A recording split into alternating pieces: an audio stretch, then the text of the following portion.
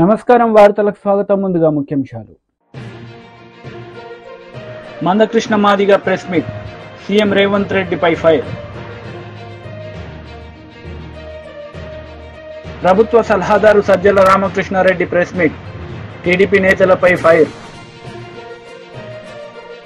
AP ప్రభుత్వ సలహాదారు Sajjala Ramakrishna Reddy media సమావేశం నిర్వహించారు. ఈ సందర్భంగా ఆయన మాట్లాడారు. పోలింగ్ కు ముందు డెసిషన్ తీసుకుని కంట్రీ అంతా ఇంప్లిమెంట్ చేస్తే అది న్యాయమైంది, నిష్పక్షపాతంగా ఉన్నది. పోలింగ్ అయిపోయింది, కౌంటింగ్ దగ్గరకు వచ్చాక అది ఒక స్టేట్లో ఇక్కడ మాత్రమే ఇలాంటి ఎగ్జామ్షన్ ఇవ్వడం అనేది విడ్డూరంగా కనపడుతుంది, అనుమానాస్పదంగా కూడా ఉంది. అదే రైట్ చేశాం. But court doesn't want to interfere at this juncture. కాలేమని అది court can take that call. అది ఇండిపెండెంట్ వ్యవస్థ, అది ఇండిపెండెంట్ వ్యవస్థ. కానీ మాకున్న హక్కు పొలిటికల్ పార్టీగా ఏదుందో దాన్ని అయితే పూర్తి ఎగ్జాస్టివ్ గా వాడుకున్నాం. ఆ విషయం కౌంటింగ్ ఏజెంట్లకు సంబంధించి రిలే హౌస్ ఈసారి ఉండకూడదని చెప్పి కూడా కొత్తగా ఇంకొక నిర్ణయం తీసుకుంది. కౌంటింగ్ ఏజెంట్లకు రిలే హౌస్ అవసరం లేదు అనేది ఈసీ తీసుకున్న నిర్ణయం సార్. ఎందుకని ఇలాంటి వివాదాస్పద నిర్ణయాలు? ప్రతిదీ ఇవే కాదు, చాలా చోట ఈసారి కనిపిస్తున్న ఖచ్చితంగా ఒకటే అంటే చంద్రబాబు నాయుడు అనే వ్యక్తి ఎవరైతే సిస్టమ్స్ ను మ్యానిపులేట్ చేయడం, నేను మ్యానిపులేట్ చేయగలను, నా శక్తి ఇంత ఉంది అని చూపే రకంగా ఒక రౌడీ అయితే ఎలాగైతే రౌడీజం చేసి అందరినీ భయపెట్టి ఇచ్చేస్తాడు, సిస్టమ్ మీద నా కంట్రోల్ ఉందని చూపే ప్రయత్నం, ఎలక్షన్ కమిషన్ మీద నా కంట్రోల్ ఉందని చూపే ప్రయత్నం గత 2 నెలలుగా మీరు అందరు గమనిస్తున్నారు. కూటమిని పొత్తు పెట్టుకున్నప్పటి నుంచి, ఈసీ కోడ్ వచ్చినప్పటి నుంచి, అది అధికారుల బదిలీల్లో కావచ్చు, అడ్డగోలు నిర్ణయాలు అప్పటికప్పుడు తాత్కాలికంగా తీసుకుంటున్నవి కావచ్చు, ఏదైనా సరే అన్నిట్లో తన ప్రభావం ఉంది అని చూపుతున్నాడు. అది చూపించి అధికార యంత్రాంగం మీద పట్టు సాధించే ప్రయత్నం చేశాడు. అవన్నీ కూడా ఇక్కడికి వచ్చేసరికి పాచికలేమి పారవు. అది ఏదైనా ఉంటే సైకలాజికల్ గానో మానసికంగానో ఆయన నమ్ముకున్న వాళ్ళకు కొంత టెంపరీ ఆనందాన్ని ఇస్తుంది. లేదా అధికారులు కొంతమంది భయపడి ఎందుకైనా మంచిది, వీళ్ళు చెప్పినట్టు ఉంటే బెటర్ కదా అని వాళ్ళ చెప్పినట్టు ఫాలో అయ్యే అవకాశాలు ఏమి ఉంటాయేమో. కానీ యాక్చువల్ ఓటింగ్ దీనికైతే దాని ఇంపాక్ట్ క్రియేట్ చేయదు. కానీ ఆయన నేచర్ ఏది ఉందో అది ఈసారి కూడా చూపించాడు చంద్రబాబు నాయుడు. బీజేపీతో పొత్తు పెట్టుకోవడం, పొత్తు పెట్టుకున్నాక తర్వాత ఇమ్మీడియట్ ఎన్నికల కమిషన్ మీద తన పట్టు బిగించడం, ఎన్నికల కమిషన్ కూడా అలాగే ఆయన ఎలాంటి ప్రెజర్ తెచ్చినా వాటన్నింటికి తలొగ్గడం కూడా ఈసారి ప్రత్యేకంగా కనిపిస్తోంది. బహుశా వాళ్ళ నేషనల్ స్ట్రాటజీ, బీజేపీ నేషనల్ దీనిలో పార్ట్గా సౌత్ లో 4 సీట్లు ఎక్కువ వచ్చినట్టు చూపించుకునే ప్రయత్నంలో భాగంగా ఈ సైకలాజికల్ ఇది క్రియేట్ చేశారేమో అని అనిపిస్తుంది. సార్, సోషల్ మీడియాలో కొంతమంది రెచ్చగొట్టే వ్యాఖ్యలు చేస్తున్నారు. మీ పార్టీ కార్యకర్తలకు రేపటి కోసం ఎలాంటి సూచనలు? ఏం చేయగలరు? వాళ్ళు ఏం చేస్తారు? ఇంత బలమైన పార్టీ వాళ్ళేదో దాన్ని ఏమంటాం, మానసిక ఆనందం కోసము, ఆత్మతృప్తి కోసము సోషల్ మీడియాలో 4 వార్నింగ్లు ఇస్తే ఏదో అంటారు, ఇది ఉడత చప్పుళ్లకు బెదిరే వాళ్ళు ఎవరు ఉంటారు ఇక్కడ, దాని గురించి పెద్ద లెక్కలేకేసుకోవాల్సిన అవసరం లేదు. బట్ ఓవరాల్ నేనైతే వీఆర్ వెరీ కంఫర్టబుల్. మళ్ళీ చెప్తున్నాం, బ్రహ్మాండమైన మెజార్టీతో రేపు మళ్ళీ జగన్మోహన్ రెడ్డి గారు రెండోసారి ప్రమాణ స్వీకారం చేయబోతున్నారు అనుకున్నట్టు.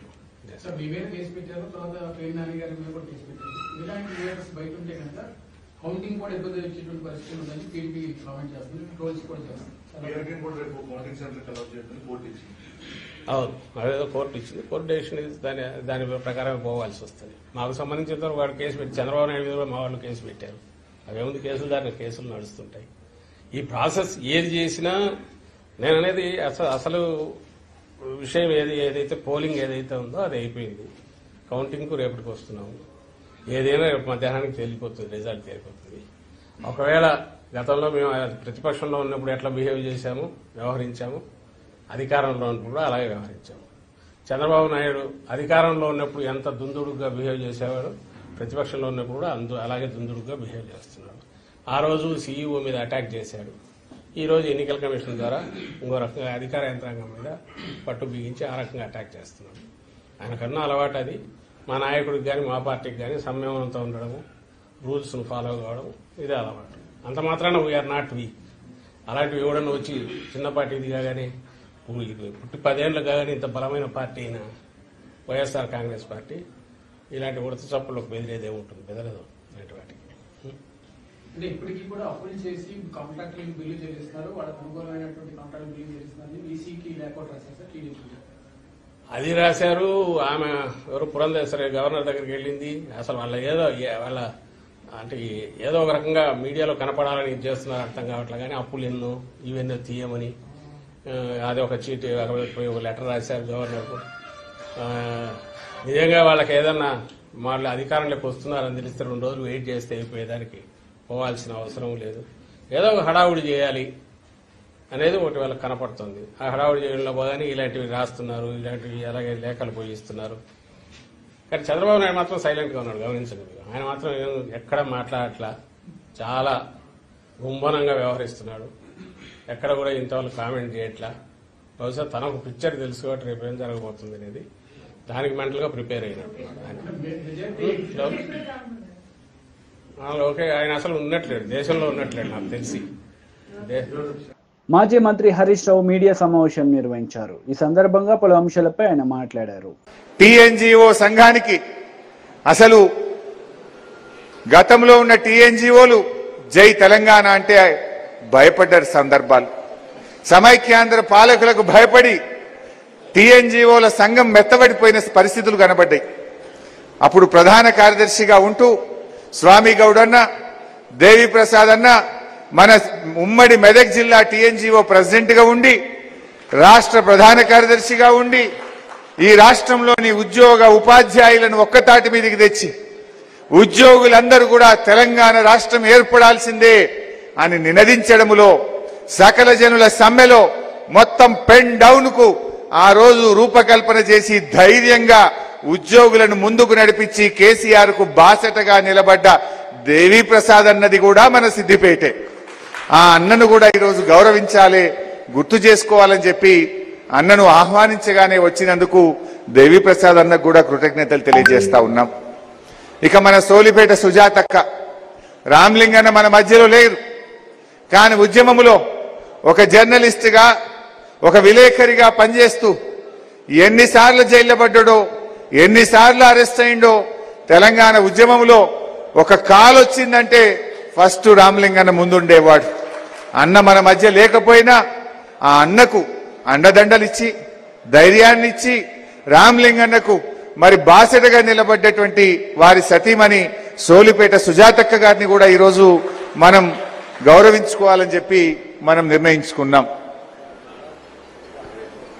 అదేవిధంగా మరొక ముఖ్య నాయకుడు, రాష్ట్ర స్థాయిలో మరి తెలంగాణ వర్కింగ్ జర్నలిస్టులకు అసోసియేషన్లో ప్రధాన కార్యదర్శిగా, అధ్యక్షుడిగా అపూర్వమైన సేవలు అందించడమే కాదు, యాజమాన్యాలన్నీ ఆంధ్ర యాజమాన్యాలున్నా తెలంగాణ జర్నలిస్టులకు ధైర్యం ఇచ్చి జర్నలిస్టులందరినీ జై తెలంగాణ అంటూ ఉద్యమంలో ముందుకు నడపడంలో గాని, రాష్ట్ర స్థాయిలో కూడా మరి అప్పుడు సకల జనుల సమ్మెలోనైనా అనేక ఉద్యమాల్లో తన ప్రత్యేకమైన కీలకమైన పాత్ర పోషిస్తూ జర్నలిస్టులను తెలంగాణ ఉద్యమంలో మలచడంలో గాని, జర్నలిస్టులు తెలంగాణ వ్యాప్తంగా తెలంగాణ ఉద్యమానికి చేయూతనందించడంలో అత్యంత ప్రభావశీలమైనటువంటి పాత్ర పోషించినటువంటి మన గజ్వేల్ ప్రాంత వాస్తవ్యులు, ఈ సిద్దిపేట జిల్లా ముద్దుబిడ్డ అయినటువంటి విరాహత్ అలీ గారిని కూడా ఈరోజు మనం గౌరవించాలని వారిని కూడా ఆహ్వానించుకున్నాం. ఇదేదో రాజకీయంగా కాదు, విరాహత్ అలీ గారికైనా ఇంకొకరైనా ఈ జిల్లా నుంచి ఎవరెవరైతే రాష్ట్ర స్థాయిలో ఉద్యమాల్లో క్రియాశీలకమైన పాత్ర పోషించారో వారిని గుర్తించుకోవడం, వారిని గౌరవించుకోవడం ఈ దశాబ్ది ఉత్సవాల సందర్భంగా ఇది మన కర్తవ్యం. ఎందుకంటే ఇవాళ ఈ తరానికి కొంతమందికి తెలియకపోవచ్చు, ఆ రోజుల్లో అసలు తెలంగాణ ఉద్యమం అంటేనే నవ్వినటువంటి రోజులు మనం చూసాం. కానీ ఆ రోజు ఈ సిద్దిపేట జిల్లాలో మనమందరం కేసీఆర్ ఆమరణ నిరాహార దీక్ష శిబిరానికి రంగదాంపల్లి చౌరస్తా ఒక వేదిక అయినప్పుడు ఎంత అద్భుతంగా మీరు అందరూ పనిచేశారు. ఇదే దేశపతి అన్న వారం రోజుల ఎజెండా ఇస్తే అది రాష్ట్ర ఎజెండా అయింది. ఇంత అద్భుతంగా ఎంతో ప్రభావశీలంగా ఆ రోజు రాష్ట్రం వస్తుందనో అధికారం వస్తుందనో ఎవరు అనుకోలే. కానీ ఎలాంటి ఆశలు లేకుండా, ఎలాంటి ఆకాంక్షలు లేకుండా, అంటే పదవి ఆకాంక్షలు లేకుండా, పదవుల కోసం కాదు ప్రజల కోసం, తెలంగాణ ఆత్మ గౌరవం కోసం, దశాబ్దాల కలను నిజం చేయడం కోసం విద్యార్థులు వాళ్ళ కలలు, వాళ్ళ ఆకాంక్షలు, విద్యా ఉద్యోగాల్లో ఈ రాష్ట్ర ప్రజలకు మేలు జరగడం కోసం, అన్ని సబ్బండ వర్ణాల కోసం ఆ రోజు ఎలాంటి ఆశలు లేకుండా చేసిన ఉద్యమంలో నిస్వార్థంగా పనిచేసినటువంటి మరి వాళ్ళను మనం గుర్తుంచుకోవడమే ఈ దశాబ్ది ఉత్సవాల్లో నిజమైనటువంటి పండగ. మన సిద్దిపేట జేఏసీ మిత్రులను కూడా పిలుచుకున్నాం. ఆ రోజు దాదాపు సంవత్సరాల తరబడి రాష్ట్రంలో ఎక్కడ లేని విధంగా పాత బస్టాండ్ దగ్గర జేఏసీ శిబిరాన్ని నడిపినటువంటి మా ఉద్యమకారులు, జేఏసీ మిత్రులందరినీ కూడా ఈరోజు గౌరవించాలని చెప్పి మనం ఇక్కడికి పిలుచుకున్నాం. ఎంతో మంది జైళ్లలో పడ్డారు. సమైక్యవాదులు ఆ రోజు పర్యటనకు వస్తే ఆయనను అడ్డుకునేటువంటి ప్రయత్నంలో కూడా లాఠీ దెబ్బలు తిన్నారు, కాళ్ళు చేతులు ఇరిగినాయి. జైళ్లలో పడ్డా కూడా జై తెలంగాణ అంటూ ధైర్యంగా ముందుకు నడిచినటువంటి వాళ్ళను కూడా ఇవాళ మనం గుర్తు చేసుకోవాలనుకున్నాం. సో ఇలాంటి ఈ కార్యక్రమం మన కొత్త ప్రభాకర్ రెడ్డి అన్న జిల్లా అధ్యక్షులుగా, అన్న మనం రొటీన్ గా కాదు, అన్ని జిల్లాల కంటే భిన్నంగా చేద్దాం, ఈ జిల్లా నుంచి రాష్ట్ర స్థాయిలో సేవలు అందించిన వారిని ఆహ్వానించుకుందామని ఒక మంచి ఆలోచనతో మన జిల్లా పార్టీ అధ్యక్షులు కొత్త ప్రభాకర్ రెడ్డి గారు ఇంత గొప్పగా ఈ కార్యక్రమాన్ని నిర్వహించడం నిజంగా నాకు చాలా సంతోషంగా ఉంది. ఎందుకంటే ఏ ఉద్యమకారుడైనా, ఏ పోరాటంలో పాల్గొన్న వాళ్ళైనా ప్రేమను కోరుకుంటారు, గౌరవాన్ని కోరుకున్నారు తప్ప ఇంకేం కోరుకోలేదు. ఆ రోజు రాష్ట్రం వస్తుందనో, సీనన్న ఎమ్మెల్సీ అవుతాడనో, నేను ఎమ్మెల్యే అవుతానో. కాంగ్రెస్ నేతలు మీడియా సమావేశం నిర్వహించారు. ఈ సందర్భంగా పలు అంశాలపై వారు మాట్లాడారు. మీడియా మిత్రులకు నమస్కారం. ఎమ్మెల్సీ ఎన్నికల, మహబూబ్ నగర్ ఎమ్మెల్సీ ఎన్నికల ఫలితం వచ్చింది. మునిగిపోయేటోనికి గడ్డిపోచ దొరికినా కూడా ఆనందపడతాడు. సముద్రంలో మునిగిపోయేటోనికి గడ్డిపోచ దొరికినా అబ్బా లైఫ్ లైన్ వచ్చిందిరా అని ఆనందపడతాడు. కానీ అది ఎంతసేపు ఉంటుంది, ఆ గడ్డిపోచ ఎంతకాలం కాపాడుతుంది అనే విచక్షణ వాళ్ళకు ఉండదు ఆ సమయంలో. ఇప్పుడు కేటీఆర్ గారిది కూడా గదే పరిస్థితి. మునిగిపోతున్నామని ఆల్రెడీ స్పష్టంగా తెలుస్తూ ఉంది. మెదక్ పార్లమెంటే గెలుస్తారో లేదో అన్న రిపోర్ట్ వారికి వచ్చే ఉంటుంది. మొత్తం తెలంగాణలో ఉన్న 17 అసెంబ్లీ స్థానాల్లో 1, 2 స్థానాల్లో తప్ప మిగతా స్థానాల్లో 3వ స్థానం లేదా డిపాజిట్లు పోవడం ఖాయం అయిపోయింది. రిజల్ట్ 4వ తారీఖు వచ్చే రిజల్ట్ గురించి ఆలోచించకుండా మహబూబ్ నగర్ ఎమ్మెల్సీ ఎన్నికల ఫలితాల గురించి వ్యాఖ్యానం చేస్తూ ఉన్నాడంటే కొద్దిగా కూడా రాజకీయ పరిజ్ఞానం లేదు మా కేటీఆర్ గారికి. స్పష్టంగా మనకు తెలిసిన విషయమేనా, టీఆర్ఎస్ పార్టీ గుర్తుతోటి గెలిచిన ఎంపీటీసీలు, జెడ్పీటీసీలు, కౌన్సిలర్లు పెద్దలు చెప్పినట్టుగా 920 గెలుచుకున్నారు. మాకు 340 మందే గెలిచినాం. దాంట్లో ఎలక్షన్స్ కంటే ముందు చాలామంది బీఆర్ఎస్లోకే పోయినరు. అంటే ఓన్లీ 200-250 మంది కాంగ్రెస్ బలం. మరి 250 కాంగ్రెస్ బలం ఉన్నాక ఈ ఎలక్షన్లో మాకు 652 ఓట్లు వచ్చినాయంటే మరి మాకు బలం పెరిగినట్ట, బలం తరిగినట్ట? ప్రజామోదం కాంగ్రెస్ పార్టీకి పెరిగినట్ట, తగ్గినట్ట? బీఆర్ఎస్ పార్టీకి 920, మళ్ళీ అదనంగా కాంగ్రెస్లో అక్కడిక్కడ గెలిచిన వాళ్ళు జాయిన్ అవ్వడం, దాదాపుగా 1100 మంది బీఆర్ఎస్లో ఉండిరి ఈ ఎలక్షన్ కంటే ముందు. మరి 1100 మంది ఉంటే ఎంత అయిన వాళ్లకు? 763 మంది. అంటే దాదాపుగా 350 మంది సొంత పార్టీలో గెలిచిన ఉన్న వ్యక్తులు కూడా ఆ పార్టీని కాదనుకొని కాంగ్రెస్ పార్టీకి ఓటేసిందంటే రాబోయే రోజుల్లో ఏ కార్యకర్త కూడా గ్రామీణ స్థాయిలో బీఆర్ఎస్ పార్టీకి మిగలడు. మొత్తం కూడా ఖలాస్ అయిపోతుంది. ఈ పార్టీ భూస్థాపితం అవుతుంది. ఎందుకు అంటే తెలంగాణ ఆకాంక్షలను కానీ, తెలంగాణ అమరవీరులను కానీ గౌరవించుకునేది, ఆకాంక్షలు నెరవేర్చేది, భవిష్యత్తులో తెలంగాణ పునర్నిర్మాణం నిజాయితీగా చేసేది కాంగ్రెస్ పార్టీ అని చెప్పి ఈరోజు 50 మంది తెలంగాణ ప్రజలకు తెలిసిపోయింది. అందుకే అద్భుతంగా ఈరోజు రాష్ట్ర గీతాన్ని జాతికి అంకితం ఇచ్చుకున్నాం, ఉద్యమకారులను గౌరవించుకున్నాం. రాబోయే రోజుల్లో వాళ్ళకు సన్మానం కూడా చేసుకుంటాం. ఒక కుటుంబ హస్తాల నుంచి తెలంగాణను విముక్తి చేసుకున్నాం. ఆ సంతోషం ఈరోజు తెలంగాణ ప్రజలకు ఉంది. ఈ తెలంగాణలో బీఆర్ఎస్ పార్టీ భూస్థాపితమైందన్న సంతోషం రేపు 4వ తారీఖులో తెలంగాణ ప్రజలకు చిరుజల్లులాగా వాళ్లకు కురుస్తుంది, వాళ్ళ మీద పడుతుంది. రాబోయే 5 సంవత్సరాలు చాలా సంతోషంగా తెలంగాణ ప్రజలు ఉండబోతా ఉన్నారు. మా ముఖ్యమంత్రి గారు, మా మంత్రులు అత్యద్భుతంగా 6 గ్యారెంటీలు అమలు చేయబోతా ఉన్నారు. కొంతమంది గవర్నమెంట్ ఉద్యమకారులను అమరవీర కుటుంబాలను గౌరవిస్తుందని చాలా మంది పిలువలే తప్పది. మందకృష్ణ మాదిగా ప్రెస్ మీట్ నిర్వహించారు. ఈ సందర్భంగా పలు అంశాలపై ఆయన వివరణ ఇచ్చారు. సమ్మక్క సారక పేరు ఉండదా? కథ పాటలు మాత్రం సమ్మక్క సార ఉంటుంది. డప్పు ఉండదా? సాంస్కృతిక ఆయుధాలు ఉండవా? ఏంటి పరిస్థితి? ఇక్కడ మేము సూటిగా చెప్తున్నాం, నిన్న ఆమోదించిన అందశ్రీ రాసిన నిన్న ఆమోదించిన పాటను మేము గుర్తించాం. తెలంగాణ సమాజం కూడా గుర్తించదు. మన పాటలో ఏమొస్తుంది?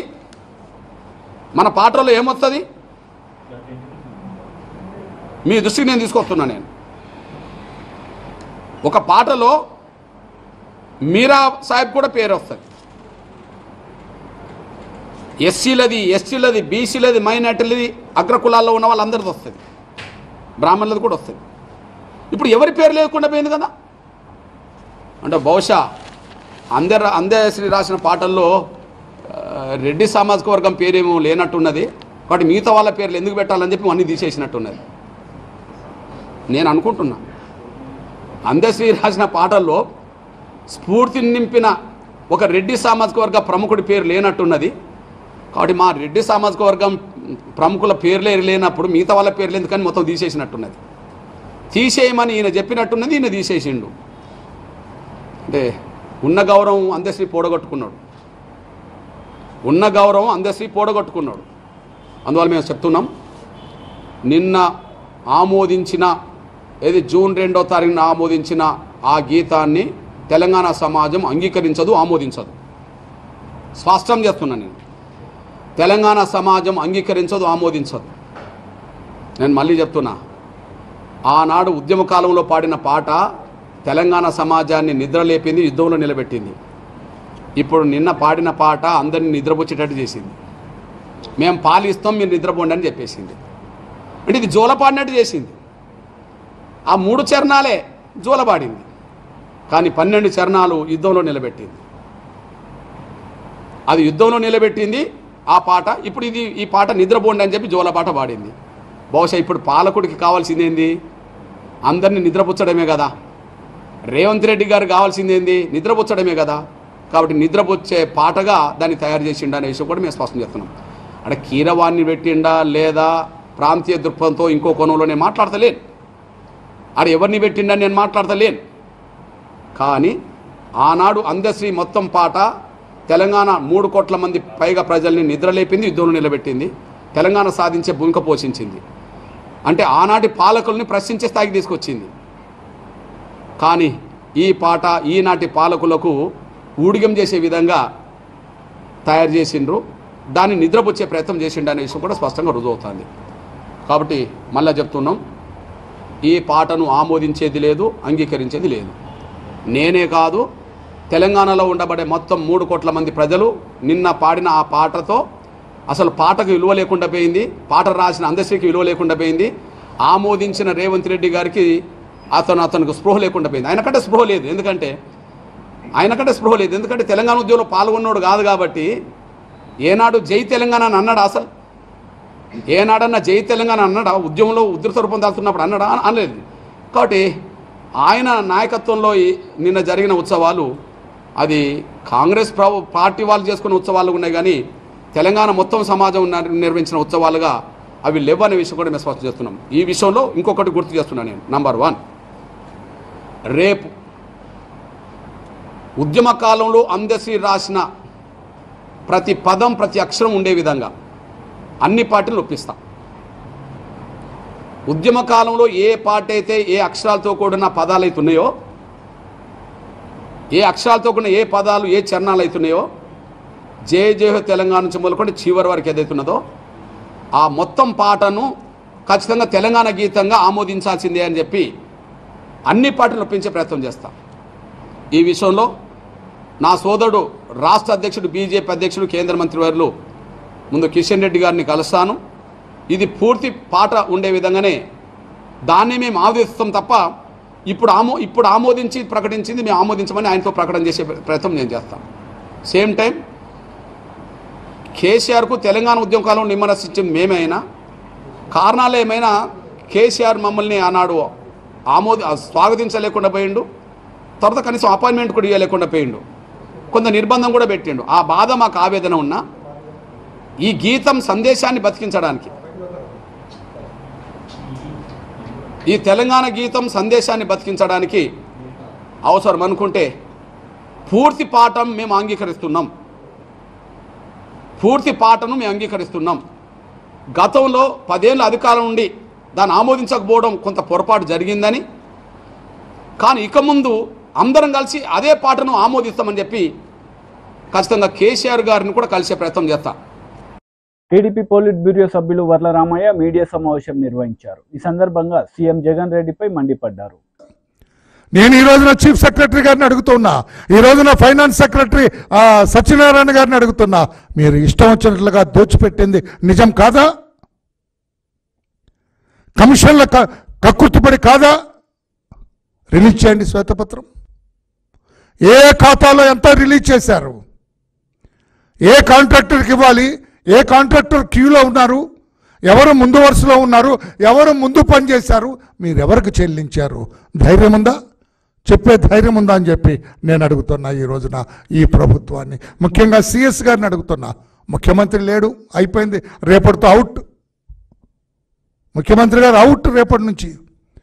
మీరు సిఎస్గా ఉన్నారు కనుక రేపు కూడా సిఎస్గానే ఉంటారు కనుక నేను అడుగుతూ ఉన్నాను, నేను శ్వేతపత్రం రిలీజ్ చేయగలరా? మీరు 21,000 కోట్ల రూపాయలు ఎవరికి ఖర్చు పెట్టారు? ప్రజా సంక్షేమానికి ఎంత పెట్టారు? మీ బినామీ కాంట్రాక్టర్లకు ఎంత ఇచ్చారు? చెప్పే ధైర్యం ఉందా జగన్మోహన్ రెడ్డి గారు, ఆయన సిఎస్ జవహర్ రెడ్డి గారు అని చెప్పి నేను అడుగుతూ ఉన్నాను. నేను ఒక నిబంధన ఉన్నది, ఆ నిబంధన ఎందుకు త్రోసిరాజు ముందుకెళ్ళారని చెప్పి కూడా నేను అడుగుతున్నా. ఒక విచిత్రం ఉంది పాత్రికేయ సోదరులారా, 66 సంవత్సరాల్లో 18 మంది సీఎంలు కలిసి ఈ రాష్ట్రంలో 3,62,375 కోట్ల రూపాయలు మాత్రమే వాళ్ళు అప్పుగా తీసుకొచ్చారు. ఐ రిపీట్, 3,62,375 కోట్లు అప్పు చేస్తే ఈ జగన్మోహన్ రెడ్డి గారు ఒక్కరే ఈ 5 ఏళ్ల కాలంలో 8 లక్షల కోట్ల అప్పులు తీసుకొచ్చాడు. ఎందుకోసం తీసుకొచ్చాడు? ప్రజా సంక్షేమానికి తీసుకొచ్చారా? ఏమైనా ప్రాజెక్టులు కట్టడానికి తీసుకొచ్చారా? ఏమైనా రాష్ట్రంలో రోడ్లు వేయడానికి తీసుకొచ్చారా?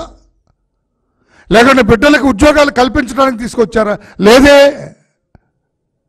కమిషన్లకు కక్కుర్తుపడి అస్మదీయులైన తన కాంట్రాక్టర్లకు చెల్లింపుల కోసం అప్పులు చేసిన ఘనత ఈ జగన్మోహన్ రెడ్డి గారికి దక్కుతుందని చెప్పుకొని నేను తెలియజేస్తున్నా. అందుకే సిఎస్ గారు జవహర్ రెడ్డి గారు రేపు 4,000 కోట్లు రాబోతున్న ఆర్బీఐ నోటిఫికేషన్ ప్రకారం బాండ్స్ వేలం వేస్తే 4,000 కోట్ల రూపాయలు మీకు శాంక్షన్ అవుతూ ఉంది. 4,000 కోట్ల రూపాయలు రేపు 10 గంటలకి తెలిసిపోతుంది ఏ ప్రభుత్వం అధికారంలోకి రాబోతుందో. రేపు మీరు ఆఫీసులో వచ్చి కూర్చునే సమయానికి మీరు 10:30కి వస్తారు, 10:30కి తెలిసిపోతుంది. మీరు ఈ 4,000 కోట్లు ముట్టుకోవటానికి లేదు, స్టేటస్ కోలే పెట్టండి, వచ్చే ప్రభుత్వం చూసుకుంటుంది. లేదు ఈ 4,000 కోట్లు కూడా ఇచ్చేస్తానంటే మిమ్మల్ని అనుమానించాల్సి వస్తుంది, మీ వర్కింగ్ సిస్టమ్ని అనుమానించాల్సి వస్తుంది. ఇప్పటికే జవహర్ రెడ్డి గారు మీ మీద ఇన్ని ఆరోపణలు ఉన్నాయి, ఇప్పటికే మీరు భూదందాలు ఇరుక్కున్నారన్న ఆరోపణలు ఉన్నాయి, ఇప్పటికే పెద్ద కుట్ర జరుగుతున్నది అక్కడ భూములు కొట్టేయటానికి విశాఖపట్నం విజయనగరం జిల్లాలో, అందులో మీ పేరు ప్రముఖంగా వినపడుతుంది. మీ మీద మేము అధికారంలోకి వచ్చిన తర్వాత మిమ్మల్ని ఏం సామాన్యంగా వదిలేది లేదు. తప్పకుండా విచారణ జరిపిస్తాం, బాధ్యులైన వాళ్ళని కఠినంగా శిక్షిస్తాం, వదిలేది లేదు. అందుకే నేను మీకు తెలియజేస్తున్నా, నేను మేము కోరుతూ ఉన్నా, 4,000 కోట్ల రూపాయలు మీరు చెల్లింపులు చేయటానికి లేదు, మీరు కాంట్రాక్టర్లకు ఇవ్వడానికి లేదు. అట్లా ఉంచండి, వచ్చే ప్రభుత్వం చూసుకుంటుంది. ప్రయారిటీ చూసుకుంటుంది వచ్చే ప్రభుత్వం. ఎవరికి ఇవ్వాలి, ఎలా ఇవ్వాలి, ప్రజా సంక్షేమాన్ని దృష్టిలో పెట్టుకొని వచ్చే ప్రభుత్వం చూస్తుంది. అంతే తప్ప ఈ అసమధీయులకు ఇవ్వటానికి 4,000 కోట్ల రూపాయల్లో ఒక్క రూపాయి కూడా ఖర్చు పెట్టడానికి వీల్లేదని చెప్పి కూడా నేను గౌరవ సిఎస్ గారిని కోరుతున్నా.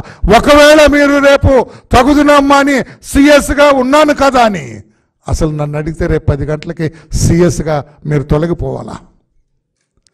రేపు 10 గంటలకు అర్థమైపోతుంది ఏ ప్రభుత్వం అధికారంలోకి వస్తుందో.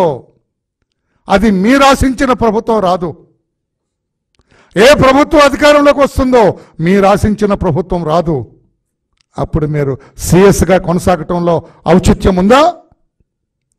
మీకేమైనా నైతిక విలువలు ఉంటే రేపు 10:30 AM ఎప్పుడైతే విండు తెలిసిపోతుంది, రేపు 10:30కి తెలిసిపోతుంది ఎవరు అధికారంలోకి రాబోతున్నారో.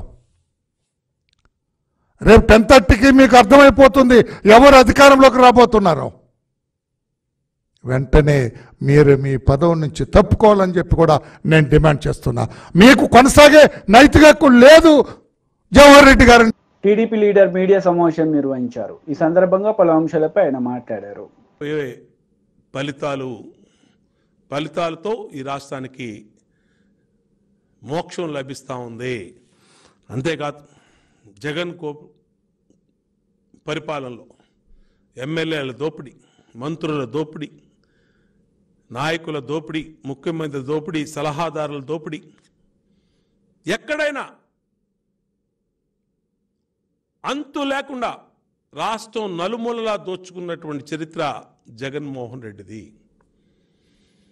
ఈరోజు సజ్జలు మాట్లాడుతూ ఉన్నాడు.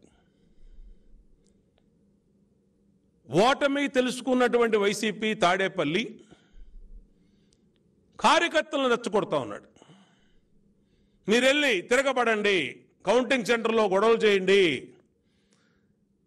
ఏమన్నా చేయండి. ఎందుకంటే వీళ్ళు ఎమ్మెల్యేకి అలాగే చెప్పారు మాచర్ల పిన్నెల్లి రామకృష్ణారెడ్డి, అందుకనే ఈవీఎంలు పాల్గొట్టాడు. ఇవాళ కార్యకర్తల్ని నాయకులను రెచ్చగొడతా ఉన్నారు. ఓటమి భయంతోనే సజ్జల రామకృష్ణారెడ్డి కార్యకర్తలను రెచ్చగొడుతున్నాడు. రెచ్చిపోతే జైలుకి వెళ్తారు వైసీపీ నాయకులారా. మీ జీవితాలతో ఇన్నాళ్ళు ఆడుకున్నాడు.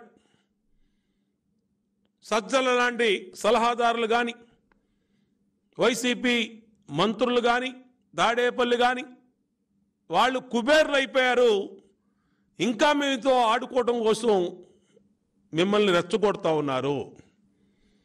రేపు ప్రశాంతమైన వాతావరణంలో ఎన్నికల కౌంటింగు జరిగే పరిస్థితిని డిస్టర్బ్ చేయాలని సజ్జల రామకృష్ణారెడ్డి వైసీపీ కుట్ర పన్నుతోంది. దీన్ని అధికారులు ఇప్పుడే మేల్కొనాలి. సజ్జల మీద కేసు పెడితే కాదు, ఇలాంటి వ్యక్తుల్ని ముందస్తుగా అరెస్ట్ చేయాలి. వార్తలు ముగించే ముందు ముఖ్యాంశాలు మరోసారి. Mandakrishna Madiga press meet, CM Revanth రెడ్డిపై ఫైర్. ప్రభుత్వ సలహాదారు Sajjala Ramakrishna Reddy press meet, TDP నేతలపై ఫైర్. ఈ వార్తలు ఇంతటితో సమాప్తం. తిరిగి ప్రసారమయ్యే వార్తల్లో మళ్ళీ కలుద్దాం. అంతవరకు సెలవు. నమస్తే.